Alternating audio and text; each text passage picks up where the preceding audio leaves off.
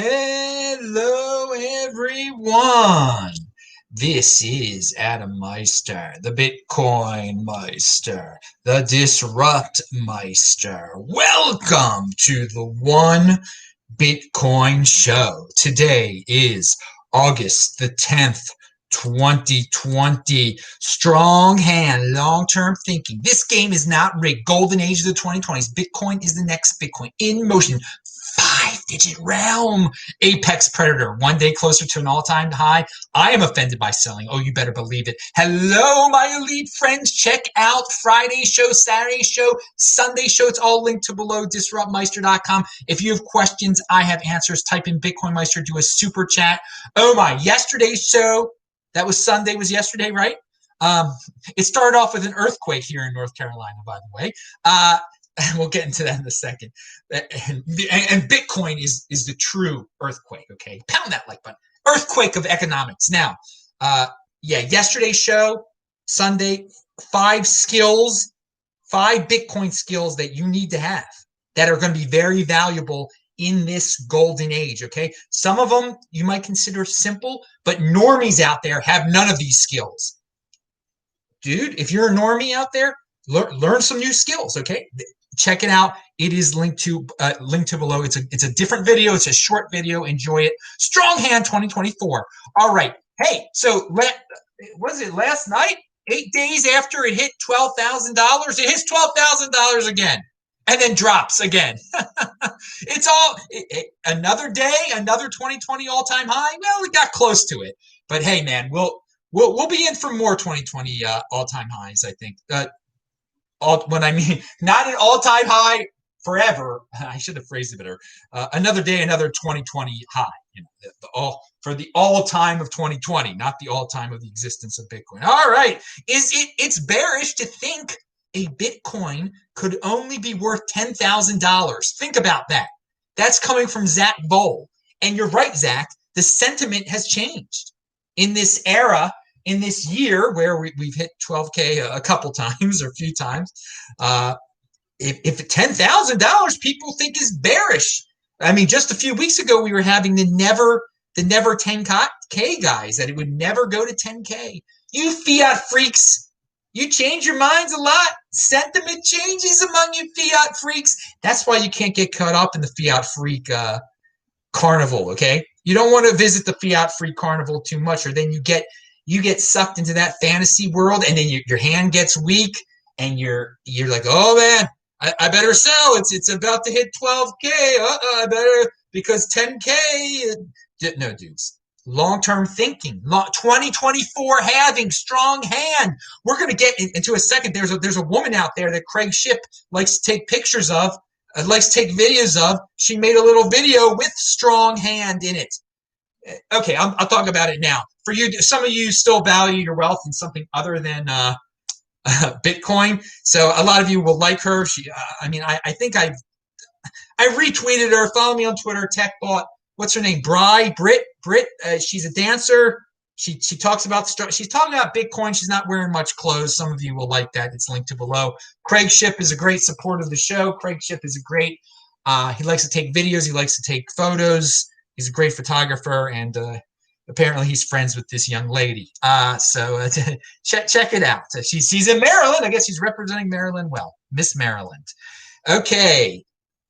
So let's talk about Bitcoin Cat. What the heck is Bitcoin Cat? Why are you using a picture of you, Adam, with your cat, your former cat? That cat, his name was Deucey, of blessed memory. Deucey hasn't been around for quite some time. I had a cat at one time. But anyway, so what is Bitcoin Cat? No, Bitcoin Cat is not the departed Deucey.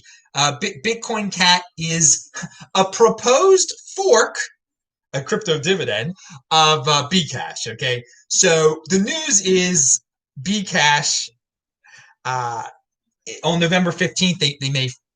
They're gonna have some issues. There's some Bcashers that want to have this development fund that's funded by an 8% tax. What do we get? The 8% developers tax. They want to pay the developers. There's some people, I think most of the Bcash people want to stick with not having a developers tax. But there's a big guy that but then now there's another option here. this guy from Via BTC, the founder of Via BTC, he came up with an idea called Bitcoin Cat, Bcat. Let's call it Bcat. And I'm mentioning it because people have asked me about the Bcash fork, first of all. And, if you still have Bcash at this point, I mean, I don't know exactly what to say. Maybe, okay, it's not the worst thing in the world that you never got rid of your free Bcash. If you bought it, there's a problem. But if you got it for free and you still have it, okay, that's your personal business. They want to use the ticker symbol BCC, which was BitConnect's ticker symbol. So that'll get there's some marketing for you right there. This guy, he's over in China. He's got some marketing skills. Most people, I say all the time, the Americans are the best marketers in the world. This guy's like, okay, I want to have my own Bcash. He's even going for, he's going to fund the developers maybe by giving the developers the Bcat that is never claimed, because some people will never claim their Bcat. So, taking Satoshi's Bcat, et cetera, et cetera. Okay, they can do what they want to do, compete, don't complain. But we've got some splittage over there in the Bcash realm, and of course, the founder of Bcash, he was a big fan of forks. Now he's not enjoying it as much anymore. I mean, ever since BSV, I don't think he's been a big fan of forks. But hey, this is where the big boys play. If you don't like your coins, their policy, then you fork off, and that's what you do. But so this guy thought naming it Cat. Cats are cute. People like Dogecoin. So maybe there'll be a Doge versus Cat competition one day in altcoin land. Hey, there are no fundamentals in altcoin land. It's all about marketing. Good luck to Bcat. Who knows if any of these forks will actually happen of Bcash. But hey, the grandchildren of Bitcoin. Sometimes we have to report on them. I got to say, I think Bcat is definitely more legitimate than BSV. I mean, at least it's not some cult. I mean, around some totally fake Toshi. I mean, a cat is it's a real thing. We like a cat. Yeah, we're using the symbol of something that was a scam. BCC, yeah, that was a scam. BitConnect was terrible, but that was personal responsibility as a new counterculture. You believe some joker on YouTube. I mean, that's what you get. Some people learned a hard lesson that way. So we'll see. We'll see what happens. With good luck to the Bcatters and the Bcashers and everybody over there. We'll see how that develops. Oh yeah, the guy, I forgot what's his name? Amari. I'm sorry. The one he's not a Bcatter. He's the one who wants to have the developer tax. While some may prefer, and I linked to his blog post also below. Okay, in all seriousness, you can read what the serious guy has to say and what the cat guy has to say. But while some may prefer that Bitcoin ABC did not implement this improvement, this announcement is not an invitation for debate. The decision has been made and will be activated at the November upgrade. That's talking about the 8% tax. All right, he sounds very dictatorial, but hey, if you don't like him, then fork off. Now, cutting through the noise. That is the slogan of BTC Times that just started the other day. The BTC Times delivers quality reporting of the Bitcoin news you care about, covers stories that others don't, and addresses bad takes in the mainstream media. I like that. I like that last part because we've got some bad takes over at CoinDesk that I'm going to share, which is a bunch of noise. So I like people cutting through crypto noise. I don't like crypto noise. Also, these BTCtimes.com, they got the best crypto. They got the best Twitter handle of all time. It's just BTC, just BTC. All right, so they're in motion. Good for them. Good for them. I haven't read. Aaron Von Weerdum's going to work out with them sometimes. He'll still be at Bitcoin Magazine also. There's a lot of give and take between these organizations. A lot of informality. I like that. I like informality. Now, digital currency ad. Ho! Yeah, we're getting to the GBTC part of this thing. Grayscale. If you watch Fridays This Week in Bitcoin show, disruptmeister.com, you can see all my old over 1,700 old shows. And we talked about the the GBTC ad that was to come out this week.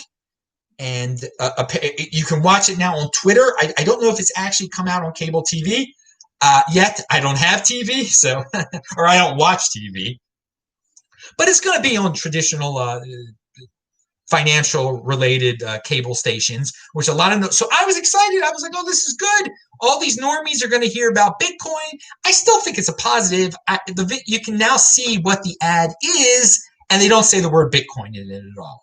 They say digital currency, and Barry Silbert can do what Barry Silbert's going to do. Okay, he's trying to get traditionally minded financial people, normies, to buy his product, which is not Bitcoin, which is not Ethereum, which is just a fund. People like funds. People like third parties. If you watched my show yesterday, I say again, most people who think they own, so many people who think they own Bitcoin are going to be through GBTC. They don't know how to send the Bitcoin. So if you know how to send the Bitcoin, you have a skill that so many people that get into this space lack. And so again, you're laughing. You're like, people, it's not hard to send a Bitcoin. Well, there are plenty of people in the space that can't do it. Can Paul Tudor Jones send the Bitcoin? That's a serious question. And everybody loves him. He's buying all these Bitcoin futures. Can he send? But okay, let's go back to the advertisement. I was got distracted there a little bit. But I mean, this is I'm a unique beast. You're getting stuff here. You're getting takes that you're not going to get anywhere else. Watch yesterday's show. It was a good one. I really enjoyed yesterday's show. I seriously did, and it's short. And I enjoy shorter shows. I mean, I don't need to hear Adam Meister freaking talk for a half hour. I don't even watch my. But anyway, moving. Some people like it. Digital. So they say digital currency. They make allusions to the dollar being inflated away and old men controlling the system, and this is new, and that's great. That's great. But they don't say Bitcoin. Some people won't even know what the heck they're talking about. It's just another. Oh, it's some 2020s type of fund. We're in a golden age. This is a new way of investing in the stock market, even though it's not the stock market. People will be confused. Watch it yourself. They used hey ho, let's go. That who does that? The one of those punk bands from 1978, right? Why can't I think of their names now? So they used a cool song at least. A lot of people are disappointed. My positive take, it's progress. Who would think there would be a Bitcoin related ad like this nationally back in 2014? This is good. He's competing. This is the way Barry Silbert competes. He's trying to sell his product. We just need to remind everyone that it's not the real thing. You want to be the elite Bitcoin holder. You watched yesterday's show. You learned those 5 skills. You have a Trezor. You control your own private key, okay? That's not elite. That's cool that he's doing free marketing for digital currency. That's cool, but it's not elite, all right? Elite is, you're more elite when you own that one Bitcoin, okay? Now, of course, Barry Silbert does own like plenty of Bitcoin. He's elite on his own. But this business, whatever. This is the one Bitcoin show. You learn to get that first Bitcoin. That's your first goal. Set up a system to get that first Bitcoin. And Tour de Meester, on a related subject matter, he commented on the term digital assets. Now, again, Silbert's using the term digital currency, but very similar. And I agree with Tour de Meester on this. Digital assets is such a sterile word. Oh, well, probably helpful when talking to regulators. Yeah, I agree. It is totally sterile. But when you're talking to regulators, you want to be as sterile as possible. And some of these guys got to, and maybe that's why Barry Silbert uses the term digital. He didn't want to throw in Bitcoin into that. Well, but marketing-wise, he doesn't want to throw in Bitcoin into his multi-million-dollar advertising campaign because some of the normies that watch cable TV think it's a scary thing. Bitcoin is scary. And if he mentions Ethereum, no one's even going to know what he's talking about. Well, a lot of people won't. Most people. Fewer people will know what he's talking about than would know if he actually mentioned Bitcoin.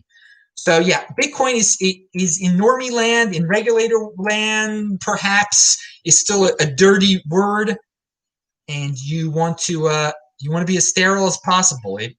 What a life!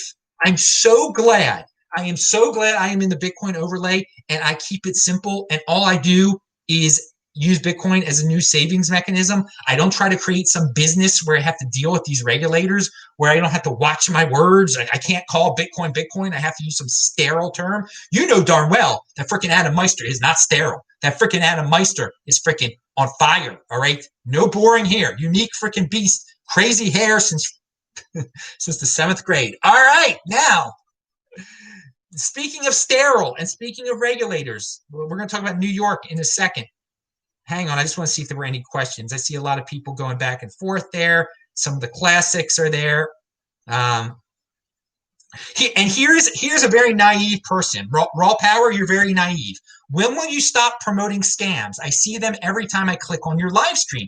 Dude, YouTube serves up what YouTube serves up. We have no word over, okay? They serve up whatever ads they want to.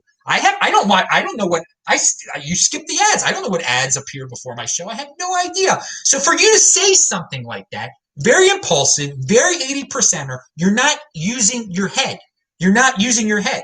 These ads appear before everybody's show. So the question you should be asking, and we have talked about this on past shows, you clearly haven't been paying attention, because I have talked about the YouTube algorithm, how people blindly follow this algorithm, are told what to watch next. The same algorithm approves these ads, which are clearly scams. And there's human beings at YouTube have totally given off authority to algorithms, and you, Raw Power, and others are slaves to these algorithms, and are very confused. And you think, oh, it must be Adam that did this. No, it's unthinking algorithm that did this. So, dude, yeah, very, very interesting question on your part there, but you're an example of an algorithm slave. What I've talked about so many times on this. Think, people, think. It's just unbelievable how people do not use their heads on YouTube and in this space. Whatever. Okay, moving on. What's the next thing here? Now, so we talked about the digital currency, digital assets. Now, Bitcoin.com, they have an article about New York regulator fast tracks 10 cryptocurrencies. The New York State Department of Financial Services has created a green list of pre-approved cryptocurrencies for custody, service, and listing. Oh my God. What the heck are they even talking about? Any licensed entity may use coins on the green list for their approved purpose, the regulator explained. So, okay, New York regulator, they're the bit license people. They're the people you want to totally avoid. But they've come up with this green list, pre-approved cryptocurrencies for custody services. So if you are one of the companies that abides by their rules and wants to have a custody service, these coins are on the green list. And they are. And they're very interesting. Binance, the Binance coin, Bitcoin, of course, Bcash, Ethereum Classic, there you go, Barry Silver's got a lot of power, Ethereum, Gemini Dollar, Litecoin, Pax Gold, Paxos Standard, and Ripple. So I don't fully even get what this, I mean, you jump through so many hoops with them. I thought if you already jumped through so many hoops with them, why can't you just be a custodian for any cryptocurrency? It can only be these 10? And maybe I don't get it. I'm just mentioning it just to show what how slow these regulators can be. And these cryptocurrencies will use it to their advantage. Oh, look, we're pre-approved. Now, of course, Bitcoin's not going to do that because there is no management over at Bitcoin. But the other ones, they'll use it and most of them are, of course, stable coins. It's newsworthy because I talk about the top-tier altcoins, and not that you should buy any of them, but they can use this. Well, we're in New York State. We're on the New York State Green List, whatever the heck the New York State Green List is. I mean, I've read the article a few times. I'm still not really clear what the New York State Green List is. Just to, the Winklevi have bootlicked enough that their stable coin is on there. Maybe that's the conclusion we can get. So let's talk about a story of envy from this altcoin dude. CoinDesk publishes. I mean, they can publish what they want to do. It's an opinion piece. but it's called Bitcoin Stolen Revolution. We wanted a permissionless system where users set the rules. We got a new financial toy for a small handful of wealthy companies and individuals. I mean, this FUD, this guy is a young guy. He started his own altcoin. I assume he was not around in 2016 because, I mean, the same story basically has been written many times, be it in 2014, 16, 18. Oh, it's only for the elite. It's only for the rich. It's not for the people anymore. I remember when I was in Zimbabwe, people with this mentality, they don't become successful. I mean, they don't in terms of Bitcoin. When I was in Zimbabwe in 2016, I was in a car with Lorian Gamroff and someone else, and Lorian can testify to this if he still remembers. I don't know if he remembers, but the guy driving the car and I got into a discussion. I think this guy was he leaned toward the liberal sides of things, for the people. And he was saying in November of 2016, when Bitcoin was $700, that it was wrong, that so many people got in early. He mentioned Roger Ver. He mentioned all these people got in early, and now it's unaffordable for the common man. It's unaffordable. It's all these people have it. It's for the rich people. This is when Bitcoin was $700. If someone would have actually bought, instead of complaining about it, if you would have spent $700 on the Bitcoin, then you'd have a $12,000 Bitcoin right now. But this is the type of attitude. This envious of the wealthy, blame the wealthy. If people are doing well in Bitcoin, it's only the wealthy, and there's no opportunity for poor people. It's no opportunity for the regular people anymore. China controls so much. It centralizes this, it's that, it's the other. We've been hearing the same thing for so long.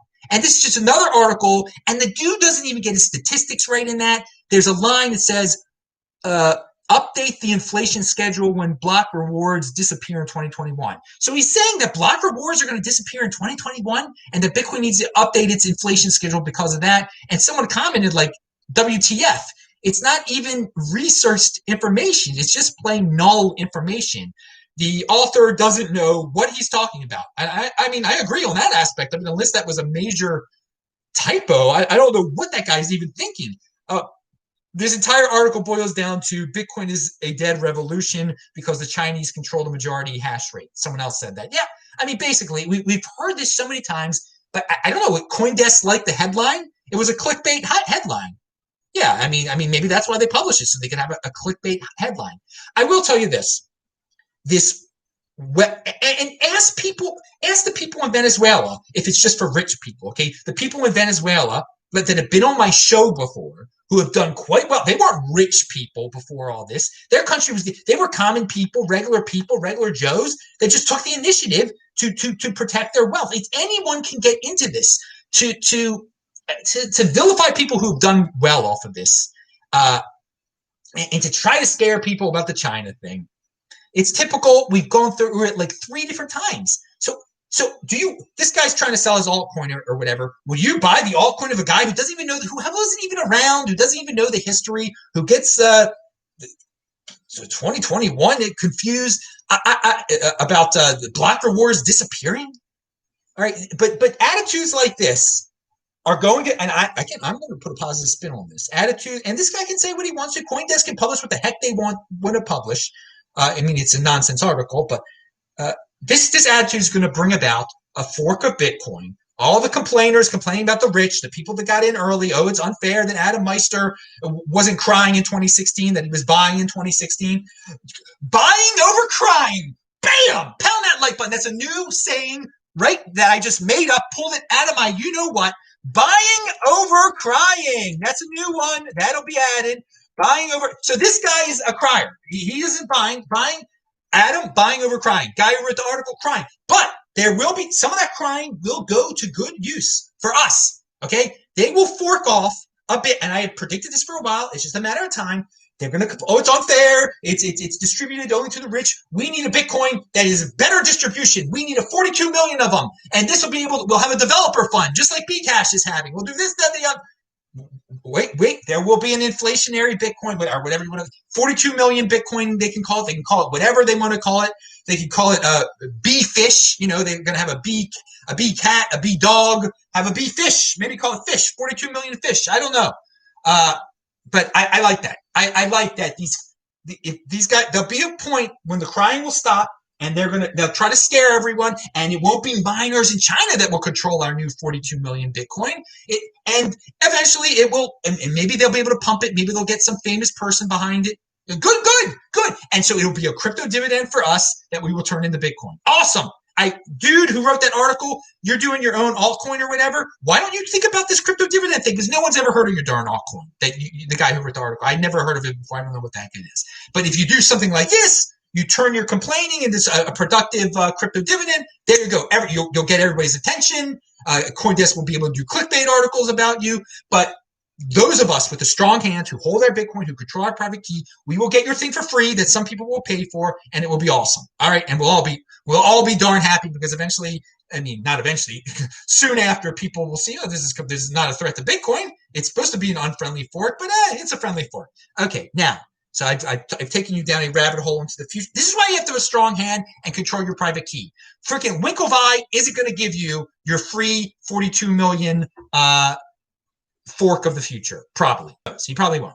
Control your own private key. Now, let's go to I don't put people on pedestals. I like this quote from Robert Kiyosaki though, and the main reason I'm sharing this is because of all the noisemakers beneath it. There's been a theme through this. There's a crypto noise. We got that publication is getting rid of crypto noise. Here, China crypto noise from that guy who doesn't realize we've heard this China crypto noise 1,000 times. But here is I'm going to read you a statement by Kiyosaki, and then we're going to hear crypto noise from normies. Okay, gold is up 35% in 2020. S&P only 3%. Silver is still the best. Still 30% below all-time high. Best because it is limited in quantity and in industry and still affordable for those with tight budgets. The sleeper is Bitcoin. I suspect it is about to become the fastest horse. All right. Well, dude, yeah, you're sticking with your core there, with your metals, guys. I don't care about your darn metals at all.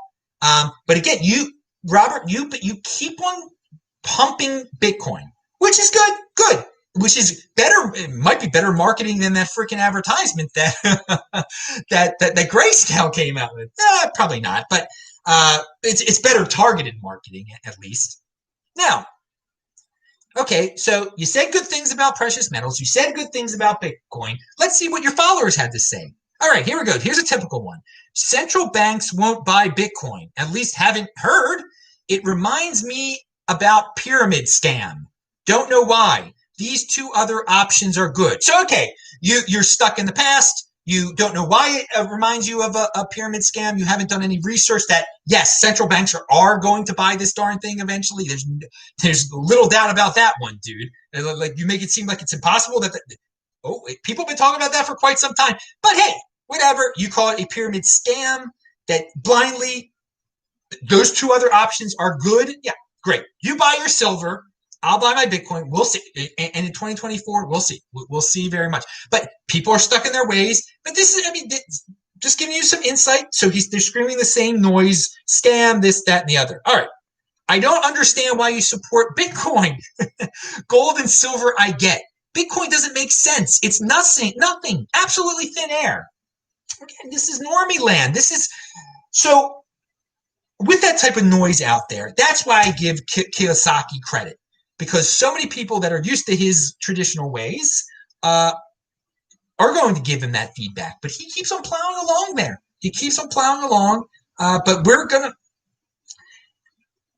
The normies that are going to see that advertisement and realize that they're talking about Bitcoin, most of them, many of them, are going to say those type of comments that I just added. They're not going away anytime soon, which is quite amazing because we're in 2020 now. In 2013, I could understand it. At 2016, maybe still. 2017, not so much. It's still, Bitcoin's been around 11 freaking years, dudes. Times are a-changing, but there are just so many people stuck in their ways, so many normies, so many people that are stuck in whatever herds they're stuck in. That's why you think you're for yourself, people. That's why you think for yourself. That's why you're a freaking unique beast. That's why you know this is the 2020s is the golden age. These people they're stuck in some old age, okay? Life goes on. There is progress every year. Do you want to be in the money that's on the cutting freaking edge, or you want to be stuck in gold and silver and this and saying things are in the air? I mean, it's the internet is in the air also. You can't touch the internet either. So should we avoid the internet? There were plenty of people who were like that in freaking 1999 still, weren't they? And where are they now? All right. They're like, well, why was this? What is this Google thing? Why it's so unfair that it's worth so much? Why is Google worth so much? That's the same. I mean, that's the same type of people. Same type of people that'll be asking, why is Bitcoin worth so much? They don't get why Google's worth so much. They don't get why Bitcoin's. They don't know technology. They do not know. They're set in their ways. Now, I wasn't going to even make this video this long. I have to do my sprint still. So, by the way, when we're talking about 2013 and the past, when I got into Bitcoin, when I bought my first 2 Bitcoin in November of 2013, I thought to myself, this is not, other people got in early. I didn't get in early. But then I realized it took, 2-3 years, that early is constantly being redefined. Don't let that be a mental block. Like, oh, these other guys got in early. We were talking about it before. The dude in Zimbabwe that was complaining in 2016 that Roger Ver got in there early. Okay? No, it was when I'm telling you a story from 2016. A lot of you are saying, "Oh, that was so early, Adam. It was so early." People watching this video in 2026 are saying that's so you, Adam, back in 2020. That's so early. So remember that. That's something you need to always remember. Getting in early is constant. What early is constantly redefined in this ever-moving, awesome space. And Reed, Womack, and Surfer Jim were on the This Week in Bitcoin show on Friday, so please check that out. And subscribe to the backup channel where you can watch the Beyond Bitcoin show, where I would usually mention that there was an earthquake in North Carolina, the strongest one since 1916, that woke me up yesterday. I'm so used to this earthquake stuff by now. I've experienced 6 earthquakes since the beginning of 2018, so I just went back to sleep. I knew it wasn't that serious, but when I was in Taipei, when I experienced 3 and 4 days, those ones were definitely stronger. I had one in LA earlier this year, and back in the end of 2018, I had one in Santiago, Chile. The Taipei ones were definitely the strongest. Those ones, you don't go back to sleep. Anyway, so Dan Tapiero has a very good tweet that we're almost at the end, with just a 5%. Bitcoin can change the institutional asset allocation industry forever. He's alluded to this before, but I want to remind everyone, with just a 5% allocation to Bitcoin out of a 60-40 portfolio, changing it to a 55-40/5 portfolio, overall performance more than doubles over a 5-year period. Wake up, endowments/pensions. Not taking the risk is too great a risk. So yeah, they're used to these traditional 60-40 portfolio allocations. No room for Bitcoin in there, dude. Make it 55-45 with that with the Bitcoin in there. Oh baby, and plenty of people are going to do that. Plenty of endowments and pensions will wake up to it. Even if a slow trickle at first will make a difference for all of us that are already in this space. So yes, not taking the risk is too great a risk. I love that. And finally, I thought about this the other day. 2021 is next year, and I had not realized what a Bitcoin year it is, just based on the numbers.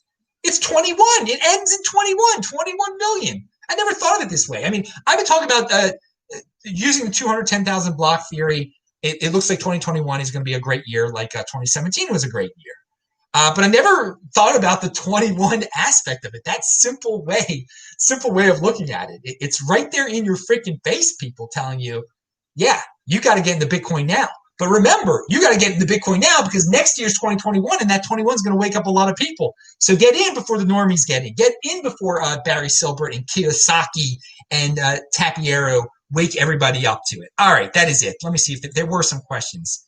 UK BitcoinMeister said, I'm on fire. Baby, I am on fire. I am on fire, and I want to go running very badly. And there were no other questions. Very good. I'm Adam Meister, the BitcoinMeister, Disrupt Meister. You get a new show here every single day. Follow UK BitcoinMeister on Twitter and subscribe to his channel. He does a Monday show, He's got a really strong hand. He's been going through some stuff in his life. We're all thinking about him. He's so that's conviction. That's conviction. Everyone's got personal stuff going on, and you deal with it, and then you get back on the track. So you got a strong hand, Brian, UK Bitcoin Master, and people definitely watch him. Definitely check out what he's doing, and you get a new show here every day. You get Brian doing a new show on Monday and Thursday. So I love people who are in motion. And that Brit Finance girl, the girl dancing, she's in motion in her own way too, okay? And Craig Ship, they're in motion. And everyone's a unique beast around here. Pound it. I'm out of here. See ya. Thanks.